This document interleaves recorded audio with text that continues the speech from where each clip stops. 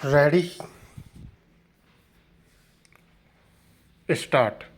अध्यक्ष महोदय, राष्ट्रीय रक्षा अकादमी हमारी एक सुप्रतिष्ठित संस्था है। यह बहुत सुंदर स्थल में स्थित है और इसका संचालन बड़ी कुशलता से हो रहा है, इसलिए यहाँ आने पर बहुत खुशी होती है। विशेषतः यहाँ के प्रतिभाशाली युवकों को देखकर, जिन्होंने 51वां कोर्स पूरा कर लिया है और जो हमारी स्वतंत्रता की रक्षा करते रहने की भारी जिम्मेवारी संभालेंगे। अकादमी में प्रवेश पा सकना एक श्लाघनीय अवसर है। इसके लिए कड़ी प्रतियोगिता करनी होती है। यहाँ रहकर आपको यह मौका मिलता है कि आप अपनी शारीरिक मजबूती, जोखिम से जूझने की क्षमता, मानसिक सजगता ताकि नम्यता विकसित कर सकें तथा सैनिक व्यूह रचना और तकनीकी की बारीकियों को हृदयंगम कर सकें। आपको यह भी मालूम होना चाहिए कि कौन सी ऐतिहासिक शक्तियाँ सक्रिय हैं। आधुनिक युग में सैनिक नेतृत्व के लिए इन सब की आवश्यकता होती है। एक समय था जब सैनिक से केवल शारीरिक क्षमता की ही अपेक्षा की जाती थी, मानसिक सजगता की नहीं। हालांकि यह देखा गया है कि महानतम सेनाध्यक्ष अपने शारीरिक साहस के साथ साथ बौद्धिकता और सूझबूझ के लिए भी विख्यात रहे हैं। रक्षा के क्षेत्र में आधुनिकतम प्रौद्योगिकी के समावेश से विश्लेषण तथा वैचारिक समन्वय की क्षमता और भी आवश्यक हो गई है। प्रत्येक स्तर पर अफसरों के लिए एक प्राथमिक जरूरत यह है कि वह औरों का विश्वास तथा वफादारी प्राप्त कर सके। वफादारी किसी परंपरा के रूप में नहीं प्राप्त होती, इसके लिए एक प्रकार की पारस्परिकता जरूरी होती है। जवान उन अफसरों के प्रति आज्ञाकारी होते हैं जो उनकी चिंता करते हैं तथा उन्हें किसी उद्देश्य की प्राप्ति के लिए प्रेरित कर सकते हैं। आजकल के युद्ध संपूर्ण युद्ध बन गए हैं और प्रचार माध्यम अपनी रोशनी युद्ध संबंधी प्रयासों पर डालते हैं। सैनिक नेता जो कुछ करते हैं वह पूरे राष्ट्र के सामने होता है, इसलिए यह और भी ज़्यादा जरूरी है कि वे अपनी कर्तव्यनिष्ठा तथा योग्यता से पूरी जनता का विश्वास प्राप्त करें।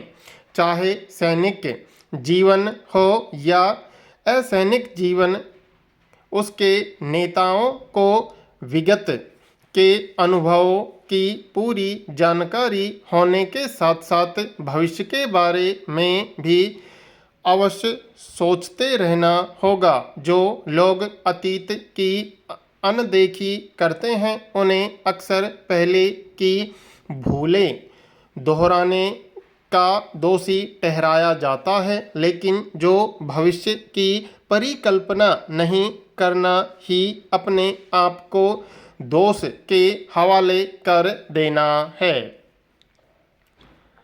अध्यक्ष महोदय, प्रौद्योगिकी में होने वाली प्रत्येक नई प्रगति नई वैचारिकता की अपेक्षा रखती है। प्रौद्योगिकी औद्योगिक उत्पादन और सामग्री के रखरखाव से भी अपना पावन वसूल करती है। इसलिए हम देखते हैं कि सुयोग्य अफसर अच्छे प्रबंधक भी होते हैं। अपने दैनिक कर्तव्यों के बीच आपको जीवन भर हमेशा ही नए विचारों और नई खोजों की तलाश करते रहना चाहिए, विशेषतः प्रौद्योगिकी के क्षेत्र में। लेकिन आपको यह गलतफहमी कभी नहीं होनी चाहिए कि आप और सभी से श्रेष्ठ हैं।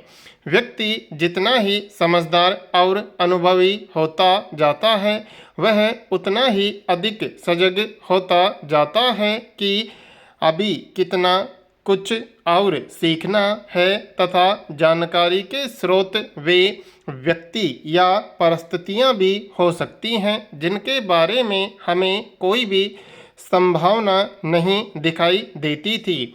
यह अकादमी आपको अफसरी का प्रशिक्षण देती है, लेकिन मुझे आशा है कि यह इस विचार को आपके मन में नहीं प्रविष्ट करती कि महज पोशाक और खाने की मेज पर बैठने के शिष्टाचार ही किसी तरह की श्रेष्ठता के सूचक हैं।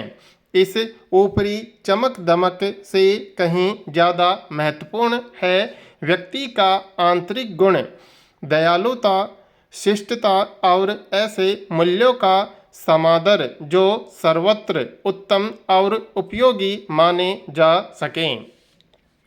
भारतीय सभ्यता जिस समय अस्तित्व में आई उस समय अन्य सभ्यताओं का उदय नहीं हुआ था और इस देश की सभ्यता आज भी प्राय अटूट रूप में विद्यमान है।